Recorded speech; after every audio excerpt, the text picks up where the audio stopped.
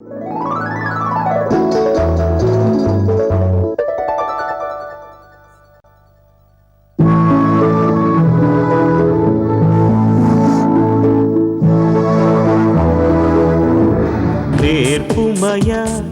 నజరేయ మా జన్మానికి మాదిరి, నేర్పుమయా నజరేయ మా జన్మానికి మాదిరి, నిలుపుమయా మాలో నీ సిలువ స్వరూపం,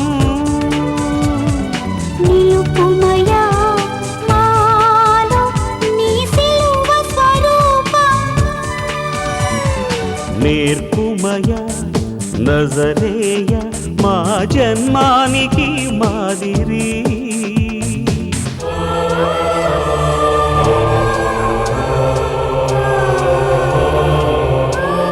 నజరేయుడని యేసు పరిశుద్ధ నామమున ప్రియ నేర్పుమయ నజరేయ ప్రేక్షకులకు నా హృదయపూర్వకమైన శుభాభివందనాలు తెలియపరుస్తూ ఈ సమయాన వాక్యము దగ్గరికి మిమ్మల్ని ఆహ్వానిస్తున్నాను. ప్రత్యేకముగా ఈ వాక్య పరిచర్య ద్వారా మీరు ఏ పరిస్థితిలో కూడి ఉండి వాక్యం వింటున్నా మీరు దేవుని సన్నిధిలో కూడి ఉన్నారని నమ్మి ఈ వాక్యాన్ని వినండి. ఈ దినము ఈ వాక్య పరిచర్యకి అనేక మంది తమ యొక్క అమూల్యమైన ఆర్థిక సహకారము, ప్రార్థన సహకారంతో ప్రోత్సహించారు. ఈ వారంలో జరుగుతున్న కార్యక్రమానికి సహకరించిన ప్రతి కుటుంబానికి నా హృదయపూర్వకమైన వందనాలు తెలియపరుస్తూ ప్రభు మిమ్మల్ని అత్యధికముగా దీవించాలని ఆత్మీయ తండ్రిగా కోరుచున్నాను. నేర్పుమయా నజరేయ తల్లిలా లాలించును, తండ్రిలా ప్రేమించును, తల్లిలా లాలించును, తండ్రిలా ప్రేమించును, ముదిమి వచ్చు వరకు ఎత్తుకుని ముత్తాడును, సంక పెట్టుకొని కాపాడును యేసయ్యా. తల్లిలా లాలించును, తండ్రిలా ప్రేమించును, తల్లిలా లాలించును, తండ్రిలా ప్రేమించును. తల్లి అయిన మరచునేమో నేను నిన్ను మరువను, చూడుము నా అరచేతులలో నిన్ను చెక్కియున్నాను.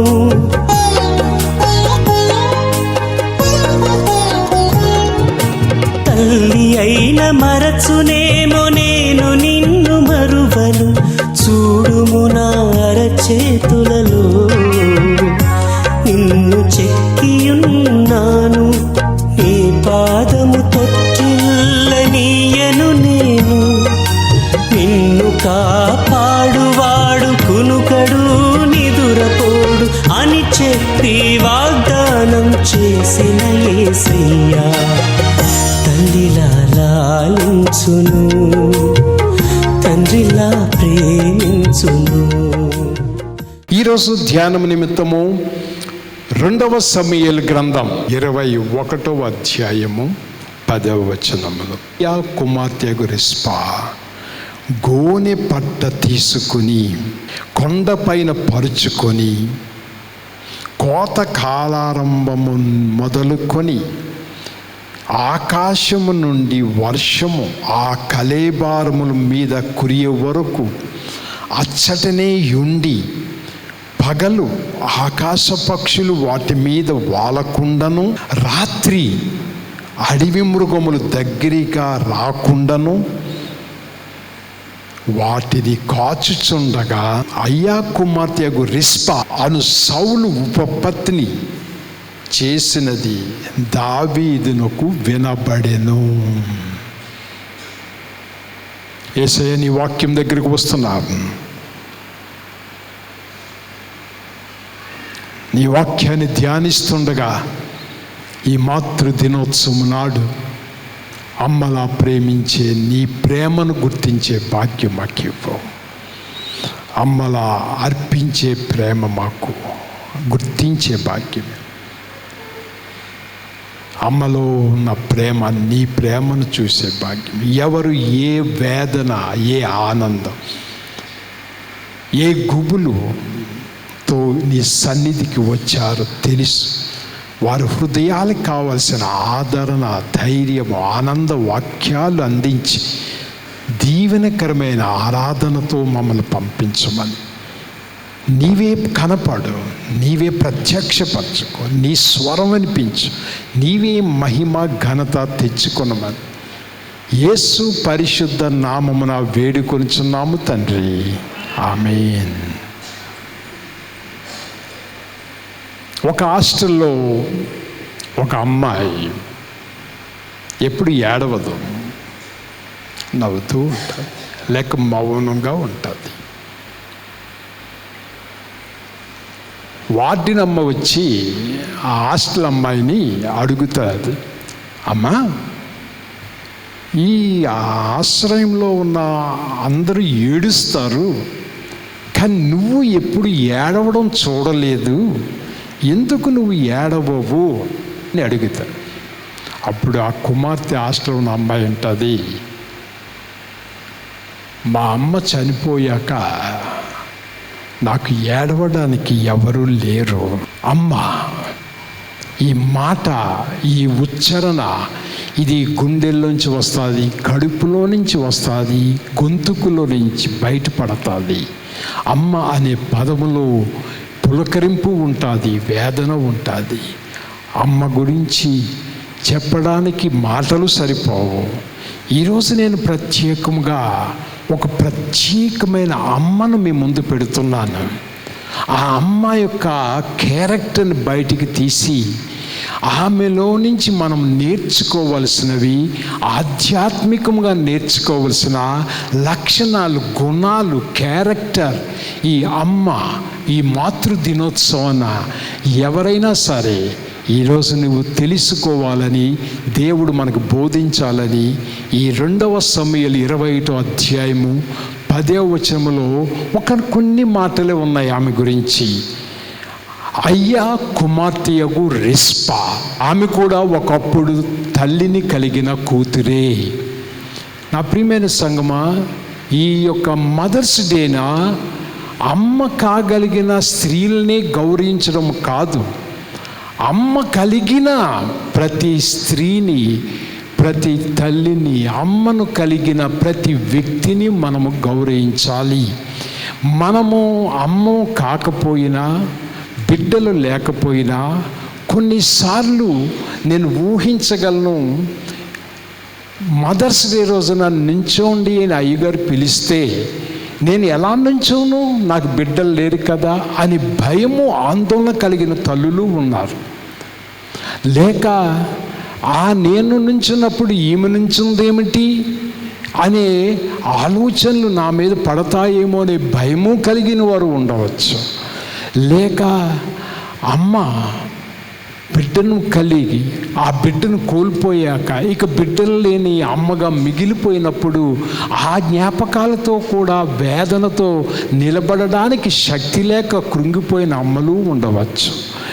ఈరోజు నీవు అమ్మవని, ఆ మాతృదినోత్సవం నాడు నువ్వు అమ్మవు అయ్యావని, లేక అమ్మవు అయ్యావని, అమ్మగా ఉన్నావని గౌరవించడానికి మాత్రమే ఈ మదర్స్ డే కాదు.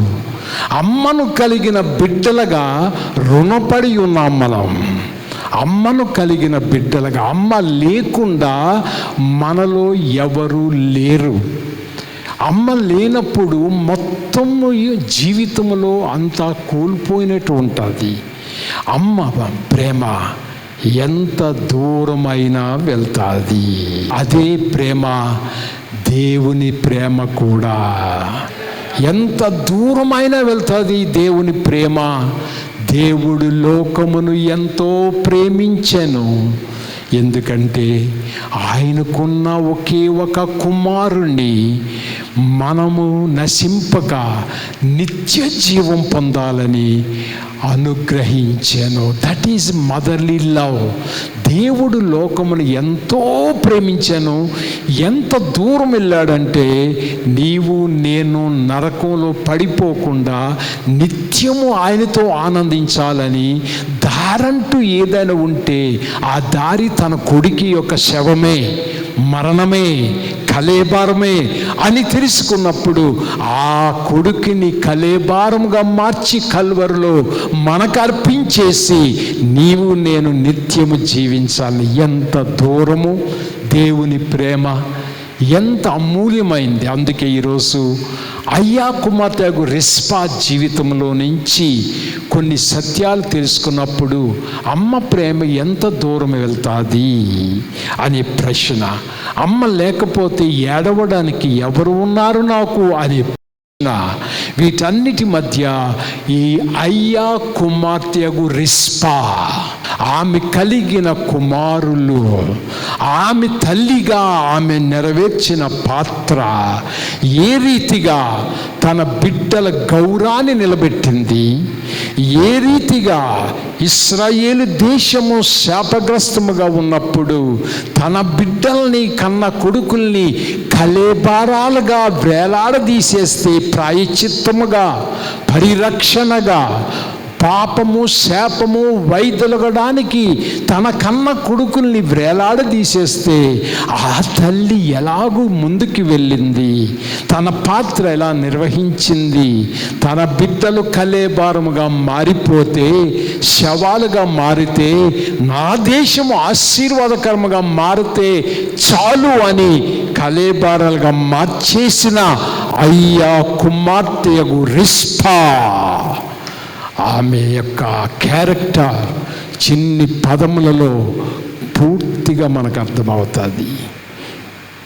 అయ్యా కుమార్తె రిస్పాలో మొట్టమొదటిగా నేను తెలుసుకున్నది, ధ్యానించింది, అమ్మ ప్రేమ అమూల్యమైనది, వెరీ ప్రెషియస్. 21వ అధ్యాయంలో మీకు ముందుగా కొంచెం తెలియపరుస్తున్నాను. మొట్టమొదటిగా ప్రారంభము దావీదు కాలమందు 3 సంవత్సరములు విడవకుండా కరువు కలగగా. విన్నారా? దావీదు యుద్ధాలు చేశాడు, సౌలు హతమార్చబడ్డాడు, తన ప్రియ స్నేహితుడు సౌలు కుమారుడు యోనాతాను హతమార్చబడ్డాడు. స్నేహానికి ప్రతిరూపముగా యోనాతాను యొక్క కొడుకుని మెఫీబోషెతును తెచ్చి సదాకాలము నా బల్ల దగ్గర భోజనం చేయి, శత్రువుగా పరిగణించబడుచున్న సౌలు యొక్క మనవడవైన నీ కొడుకును బట్టి నా బల్ల దగ్గర ఎల్లప్పుడూ ఆనందంగా 4 మెతుకులు తిను, హాయిగా ఉండు, మీ నాన్న మీ తాత ఆస్తి అంతా నీకు తిరిగి ఇచ్చేస్తున్నాను అని హాయిగా మంచి దావీదు తన రాజ్యాన్ని, యుద్ధాలు అయిపోయాయి, కొనసాగిస్తున్నాడు. కానీ 3 సంవత్సరాలు కరువు వచ్చింది ఆ దేశానికి. అది విడవకుండా. నా ప్రియమైన సంగమా, నీవు ఒక క్రైస్తవ తల్లిగా, తండ్రిగా ఈ ప్రపంచంలో, ఈ స్థానంలో నీవు ఎంత మంచి చేస్తున్నా కరువు అనేది, ఆధ్యాత్మిక కరువు అనేది ఎప్పుడు తాండవిస్తూనే ఉంటుంది విడవకుండా. ఏ రకమైన ఆధ్యాత్మిక కరువు? భక్తి లేని ఆ కరువు, నీతి నియమాలు లేని కరువు, ఇలాగూ నీతి అనే కరువు, భక్తి అనే కరువు, ప్రేమ అనే కరువు. దిస్ గ్రేట్ స్టార్వేషన్, ఆకలితో చచ్చిపోవడం అంటే ప్రేమ లేక చచ్చిపోవడమా, ఆ శారీరకంగా ఆకలితో చచ్చిపోవడమా, మానసికంగా శాంతి లేకుండా కరువుతో చనిపోవడమా, ఉదయంలో ఆనందం అనేది లేకుండా కరువు కరువు కరువు, ఆర్థిక కరువు, ఆధ్యాత్మిక కరువు, మనశ్శాంతి కరువు, ప్రేమ కరువు, కరువు కరువు, కొదువ కరువు, కొదువ కరువు అయిపోతున్న వేళలో నీ పాత్ర ఏమిటి? ఈ మాతృ దినోత్సవం నాడు తల్లిగా నీ పాత్ర ఏమిటి? తండ్రిగా నీ పాత్ర ఏమిటి? 3 సంవత్సరములు విడవకుండా కరువు ఇశ్రాయేలు దేశంలో తాండవిస్తుంటే దావీదు మహారాజు దేవుని సన్నిధి దగ్గరికి వెళ్ళి మనవి చేసుకున్నాడు, నేనేం తప్పు చేశానని నా ప్రజలు, నా కుటుంబం ఆకలి చావులతో కరువుతో ఉండవలసి వస్తుంది. తల్లిదండ్రులారా, ఆధ్యాత్మిక జీవితంలో ఏ కరువు నీ కుటుంబంలో తాండవిస్తుందో, నీ సమాజము, నీ వీధిలో ఏ కరువు తాండవిస్తుందో మనం ప్రతిసారి నిందిస్తూనే ఉన్నాం. అక్కడ నీతి లేదండి, ఇక్కడ ఈ ప్రేమ లేదండి, అక్కడ అది లేదండి. కానీ దావీదు వలె దేవుని సన్నిధికి వచ్చి మనవి చేశావా? వాట్ ఈస్ ద రీజన్ దేవా? నా ఇంటిలో ఈ ఆధ్యాత్మికమైన కరువుకి కారణం ఏమిటి అని ఎప్పుడైనా దేవుని సన్నిధిని అడిగావా? మనశ్శాంతి లేదంటావు, డబ్బులు లేవంటావు, ప్రేమ లేదంటావు, లేక ఏదో ఒక కరువు నీ నాలుక వెంట వస్తూనే ఉంది. కానీ దేవుని సన్నిధిలో ఈ కరువుకి కారణం ఏమిటి అని దావీదు వలె అడగండి. దావీదు వెళ్ళి దేవుని సన్నిధిలో మనవి చేస్తాడు. మనవి చేసినప్పుడు దేవుడు ఒక రహస్యపు పాపాన్ని బయట పెడతాడు, ఏ సీక్రెట్ సిన్, లేక అర్థం చేసుకోలేని పాపాన్ని బయట పెడతాడు. ఆ పాపం ఏమిటంటే, సౌలు ఇశ్రాయేలు ప్రజల తరపున యెహోషువ చేసిన ప్రమాణాన్ని ఉల్లంఘించాడు. గిబినేయులు అనే కులవస్తులను లేక జాతి వారిని హతమార్చేశాడు, వాళ్ళు చంపేశాడు. ఇశ్రాయేలు ప్రజలు యెహోవా నామమున ఒక వాగ్దానం, ఒక ప్రమాణం గిబినేయులతో చేశాడు. యెహోషువ చేసిన ప్రమాణం ఏమిటంటే, అది యెహోషువ గ్రంథం 9వ అధ్యాయంలో కనబడుతుంది. వారిని ఎన్నడూ హతమార్చను, నా ఖడ్గముతో కానీ నా చేతుల మీదుగా కానీ నా తరపున ఇశ్రాయేలు సామ్రాజ్యము బ్రతికి ఉన్నంత కాలము నేను గిబినేయులు మిమ్మల్ని ఎన్నడూ హతమార్చను. కానీ సౌలు చేసిన తప్పు ఏమిటంటే, ఈ యొక్క గిబినేయుల్ని కూడా హతమార్చేశాడు. వాళ్ళు అన్యులని హతమార్చేశాడు. అలా అమాలేకీయులతో కలిసి ఉన్నారని హతమార్చేశాడు. వాళ్ళ బిడ్డల్ని చంపేశాడు. సౌలు ఇదంతా ఎందుకు చేశాడు అంటే, ప్రజలందరూ మెచ్చుకుంటారు, యూదులందరూ మెచ్చుకుంటారు, సౌలు నిజమైనవాడు, మన శత్రువుని చంపేశాడు. కానీ 400 సంవత్సరాలు అయిపోయిన తరువాత సౌలు ఆ ప్రమాణాన్ని ఉల్లంఘించి గిబినేయులను చంపేస్తాడు. ఇప్పుడు దేవుడు అంటాడు, నా నామమున విడుదలైన నా ప్రజలు చేసిన ప్రమాణం ఒట్టు. గమనించుకోండి, ఒట్టు ప్రమాణం అని చేసిన ఈ ప్రమాణాన్ని సౌలు ఉల్లంఘించాడు, ఒట్టు తీసేశాడు, దేవుడి పేరును నాశనం చేసేశాడు, మాటకు విలువ లేకుండా చేశాడు. అందుకే 3 సంవత్సరాలు కరువు ఎడతెగక విడవకుండా మిమ్మల్ని వెంటాడుతుంది. ప్రియమైన సంగమా, ఇక్కడ తెలుసుకోవలసింది, దేవుని బిడ్డలుగా మనం చేసే ప్రమాణాలను నిలబెట్టుకోండి. ఈ ప్రమాణాలు నిలబెట్టుకోకపోతే అది మన బిడ్డల మీదకి శాపముగా మారతాది. గమనించుకోండి, నేర్చుకోండి పాఠం. యెహోషువ ప్రమాణం చేశాడు గిబినేయులను చంపనని దేవుని పేరట. దైవజనుడిగా మోషే తదనంతరపు నాయకుడిగా వాగ్దాన దేశంలో 400 సంవత్సరాలు అయినా కానీ ఆ ప్రమాణం నిలబెట్టారు. సౌలు రాజుగా అయిన తరువాత యెహోషువ దేవుని పేరట చేసిన ప్రమాణాన్ని మర్చిపోయాడో, కేర్లెస్ అయిపోయాడో, తీసే అన్నాడు. నా ప్రియమైన సంగమా, ఇది చిన్న విషయం కాదు. క్రిస్టియన్స్, ఇది చిన్న విషయం కాదు. క్రిస్టియన్ మమ్మీ, ఇది చిన్న విషయం కాదు. క్రిస్టియన్ డాడీ, ఇది చిన్న విషయం కాదు. ఎక్కడ నీ జీవితంలో ప్రమాణాలు చేసావు దేవుని సన్నిధిలో? వివాహములో నువ్వు ఎన్ని ప్రమాణాలు చేశావు? ఆ ప్రమాణాలు నిలబెట్టుకోకపోతే నీ బిడ్డల మీదకి రాబోతుంది శాపం. విడువక కరువు తాండవిస్తాది మీ ఇళ్లల్లో. దేవుని సన్నిధిలో అడగండి, ఎక్కడ నాకు తెలియని పాపం జరుగుతుంది దేవా అని దావీదు వలె దేవుడు పరిశుద్ధాత్మ ద్వారా తెలియపరుస్తాడు. నీ దాంపత్య జీవితంలో నువ్వు చేసిన ప్రమాణాలు నీ భర్తకు, నీ భార్యకు, నీ బిడ్డలకి, చిన్నపిల్లలకి కూడా మీరు ప్రమాణం చేస్తే అవునంటే అవును, అది వాళ్ళు ఏమి చేయలేరు కదా అని విడిచిపెట్టేయకండి, కేర్లెస్ చేయకండి. నీవు పాస్ అయితే ఇది ఇస్తాను అని చెప్పినప్పుడు, నీవు ఇలాగ ఉంటే చూద్దాము చేస్తానని చెప్పినప్పుడు, ఈ ఊరు వెళ్ళి వచ్చేటప్పుడు ఇది తీసుకువస్తానని చెప్పినప్పుడు మాట ఇస్తే మాటను నిలబెట్టుకునే, ప్రమాణాలు నిలబెట్టుకునే మమ్మీ డాడీగా ఉండండి. డియర్ క్రిస్టియన్ పేరెంట్స్, మీ మాట విలువైంది. మీలో యేసు ఉన్నాడు, మీలో పరిశుద్ధాత్ముడు ఉన్నాడు, మిమ్మల్ని సృష్టించిన వాడు తండ్రి యొక్క దేవుడు. ఇంత విలువైన మీ జీవితంలో ఎలాగూ మీరు ప్రవర్తిస్తున్నారు, ఆ ప్రమాణాన్ని నిలబెట్టుకోవాలి. దావీదు అది తెలిసిన వెంటనే గిబియోనుని పిలిచి అడుగుతాడు, మా పితరులు, మా సౌలు, మా రాజు మీ ఎడల తప్పు చేశాడు.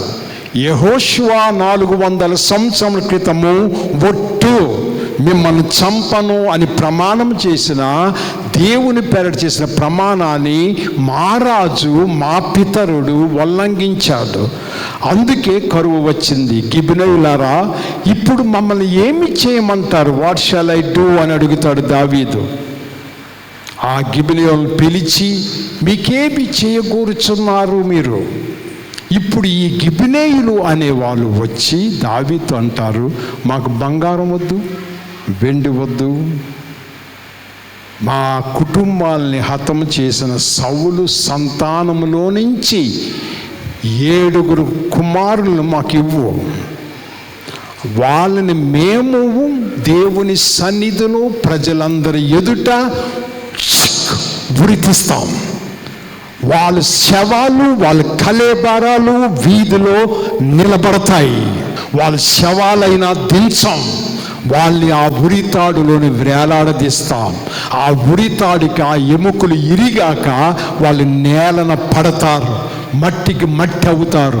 అంతవరకు మీరు చేసిన ప్రమాణాలు తప్పించుకుంటే ఎంత దారుణముగా ఉంటాదో చూసేటట్లు వేలాడదీస్తాము అని గిబియోనీయులు అంటారు. అప్పుడు దావీదు రాజు అలాగే చేద్దామని సౌలు యొక్క బిడ్డల్లో ఒక్కొక్కరిని ఏరుతాడు. ఎవరిని ఇచ్చేయాలి? గిబియోనీయుల్ని. సౌలు యొక్క మనవడు మెఫీబోషెతు ఉన్నాడు. బైబిల్ ఏమంటో తెలుసా? దావీదు చేసిన ప్రమాణమును బట్టి, యోనాతాను కుమారుడా, సౌలు మనవడా, నువ్వు వికలాంగుడు అయినా నా బల్ల దగ్గర చక్కగా కూర్చుని నువ్వు సదా భోజనం చేయు, నేను ఇస్తున్నానని ప్రమాణం చేశాను కదా. అందుచేత నా ఇంటిలో ఉన్న మెఫీబోషెతును, కాలు లేని మెఫీబోషెతును నేను ఇవ్వను. నేను మాట ఇచ్చాను, వాడిని కాపాడుతాను, వాడికి అన్నం పెడతాను అని. అందుచేత మెఫీబోషెతును తప్పించాడు సౌలు మనవుడైన మెఫీబోషెతు. ఇంకా వెతుకుతున్నప్పుడు సౌలు కూతుర్లు పుట్టిన కొడుకులు, సౌలుకి ఉపపత్నులు ఉన్నారు, కాన్క్యూబెన్స్. రాజుగా యుద్ధం చేసి రప్పించుకున్నాడు, అందముగా ఉన్నారని రప్పించుకున్నాడు. రెండవ భార్యగా సౌలు ఉపపత్నిని తెచ్చాడు. ఆ ఉపపత్ని రిస్పా, ఆమెకి 2 కొడుకులు. ఆ 2 కొడుకులను కూడా ఈ గిబియోనీయులకి ప్రాయశ్చిత్తముగా ఖతం చేసేయండి అని ఇస్తాడు. ఇప్పుడు ఆ యొక్క రిస్పా కొడుకుల్ని లాగేసుకుని, సౌలు కూతురు కొడుకుల్ని లాగేసుకుని వాళ్ళని తీసుకువెళ్ళి బహిరంగముగా ఉరి తీస్తారు. విధవరాలు అయిపోయింది రిస్పా. భర్త చనిపోయాడు సౌలు. వితంతువుగా 2 కొడుకులు, తన భర్త రాజకుమారులు అని వాళ్ళకి ఒక ఉపపత్నిగా ఉన్నా కానీ రాజకుమారులుగా చూస్తూ పెంచుతుంది ఆ తల్లి అయిన రిస్పా. ఇప్పుడు సైనికులు వచ్చి రిస్పా ఇంటిలో ఉన్న కొడుకుల్ని పట్టుకుపోతుంటే ఆ అమూల్యమైన ప్రేమ, దేశం బాగుపడాలా, రాజు బాగుండాలా, నా ప్రజలు బాగుండాలా, అలా బాగుండాలంటే నా కొడుకులు కలేబారముగా మారిపోయినా పర్వాలేదు అని వితంతువు విధవరాళ్ళు, ఉపపత్తిని వాల్యూ లేని స్త్రీ ఆమె తన కుమారులని ఇచ్చేసి అర్పించేసింది. వెళ్ళిపోయారు కొడుకులు, వేలాడదీశారు. తల్లి ప్రేమ అమూల్యమైంది. తల్లి ప్రేమ తన బిడ్డల కోసమే కాదు, ప్రపంచం కోసం, పొరుగువారి కోసం, దేశం కోసం ఉంటుంది. తల్లి ప్రేమ ఎంత అమూల్యమైందంటే అది ఒక మాదిరి చూపిస్తుందండి, ఒక మాదిరి. యేసయ్య, నీ ప్రియ బిడ్డలు వాక్యాన్ని విని ఉన్నారు. నీ వాక్యము సజీవమైనది. ఎవరు ఏ పరిస్థితుల్లో ఎక్కడ కూడి ఉండి వాక్యం విన్నా నీ సన్నిధి అక్కడ ఉంది ప్రభువా. నీ సన్నిధిలో వారు కూడి ఉండి వాక్యము విని ఉండగా వినబడిన వాక్యము వారి హృదయములో యథార్థముగా నెరవేర్చబడేటట్లు సహాయం చేయి. నీ వాగ్దానాలు మా జీవితాల్లో యథార్థముగా నెరవేర్చబడాలి. అందుకే ప్రభువా, ఈ యొక్క ప్రత్యేకముగా విజ్ఞాపన ప్రార్థన చేయించున్నాను. ఎందరినో నువ్వు జ్ఞప్తికి తీసుకువస్తున్నావు. ఈ సమయాన ప్రభా, జ్వరము, దగ్గు, ఆయాసము, ఊపిరి పీల్చలేని పరిస్థితి, గుండెపోటు, బ్యాక్ పెయిన్తో బాధపడుతున్న బిడ్డల్ని చేతిలో పెట్టుచున్నాం. ప్రతి ఇన్ఫెక్షన్, శరీరములో రుగ్మత క్రిములను యేసు నామమున లయపరచుచున్నాము. అనారోగ్యముతో బాధపడుచున్న బిడ్డలారా, యేసయ్య మిమ్మును స్వస్థపరచుచున్నాడు. ఈ మాట ప్రభువా నువ్వు నెరవేర్చమని అడుగుచున్నాము. ఆర్థిక ఇబ్బందులతో బాధపడుచున్న బిడ్డల్ని చేతిలో పెట్టుచున్నాము. ఏ రకమైన అప్పులు, బాధలు, వడ్డీలు, అవమానాలు, ఓ ప్రభువా, నెలసరి ఆదాయము సకములోనే అయిపోయి అవస్థలు పడుచున్న అనేకమైన కుటుంబాలు, రాబోయే దినములు ఎలాగుంటాయని బాధపడుచున్న బిడ్డలు నీ చేతిలో పెట్టుచున్నామయ్యా. ప్రతి ఆర్థిక ఇబ్బందులను తొలగించుము ప్రభా. హార్ట్ ప్రాబ్లమ్స్ ప్రభా, kidney problems, AIDS, cancer, brain tumour, ఏ రకమైన వ్యాధులతో బాధపడుతూ మా రోగము గురించి చెప్పలేదే అని అనుకుంటే యేసయ్యా నీవు ప్రత్యక్షమై వారిని ఇప్పుడే ముట్టి స్వస్థపరచుము. ఏ రుగ్మతలో ఉన్న నా ప్రియమైన బిడ్డలారా, యేసు క్రీస్తు మిమ్మల్ని స్వస్థపరచుచున్నాడు. ఏ ఆర్థిక ఇబ్బందులో ఉన్న నా ప్రియమైన బిడ్డలారా, యేసు క్రీస్తు మిమ్మల్ని పోషిస్తున్నాడు. ఏ చికాకులో ఉన్న నా ప్రియమైన బిడ్డలారా, యేసు క్రీస్తు మీకు సమాధానం కలుగు చేయుచున్నాడు. యేసు క్రీస్తు అందరికీ ప్రభువు. యేసు క్రీస్తు పక్షపాతి కాదు. ఈ ప్రార్థనలో పాల్గొన్న వారందరికీ మేలు చేయువాడు. యేసయ్యా నీవే కృపాక్షేమములు శుభములతో నింపమని యేసు పరిశుద్ధ నామమున వేడుకొనుచున్నాము తండ్రి, ఆమేన్.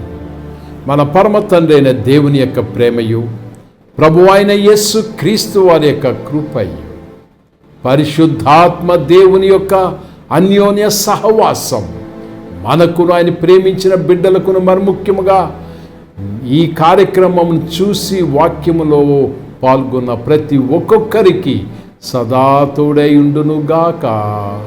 ఆమేన్. మా address bishop doctor KR Singh, నేర్పుమయ నజరయ UCIM సెంటర్, కొత్త పరదేశపాలెం, విశాఖపట్నం 531163, ఆంధ్రప్రదేశ్, ఇండియా.